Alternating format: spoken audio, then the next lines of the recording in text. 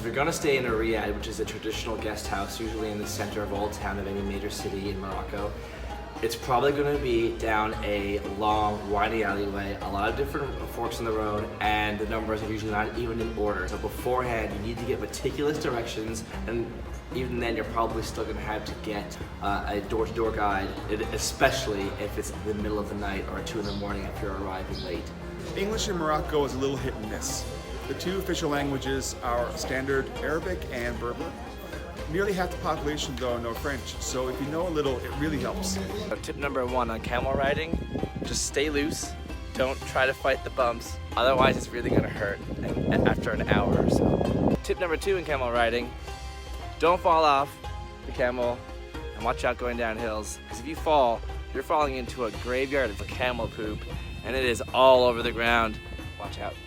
If people are going to offer you to carry your bags, take you on a tour, or put a monkey or a snake in your face for photos, don't do it unless you plan to pay for it and negotiate a price ahead of time.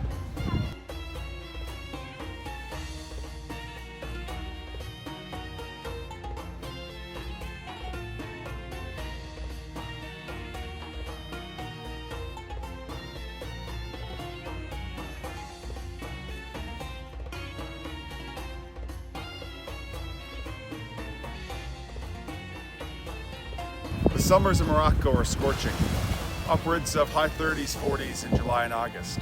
The best time to visit would be either spring or fall. Otherwise, you're just going to be baked in the desert.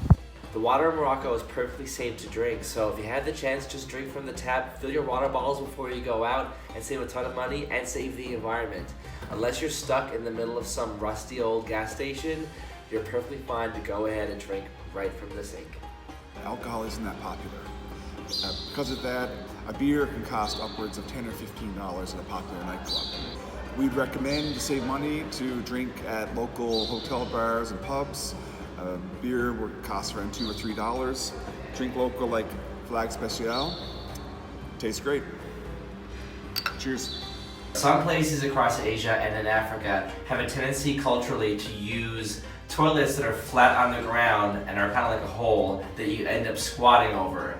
But in Morocco, pretty much all the major cities are quite touristic. They primarily have available Western toilets in hotels, in restaurants, and if you're even luckier, you'll also be able to have a bidet as well for an extra layer of clean. But you make it one like this.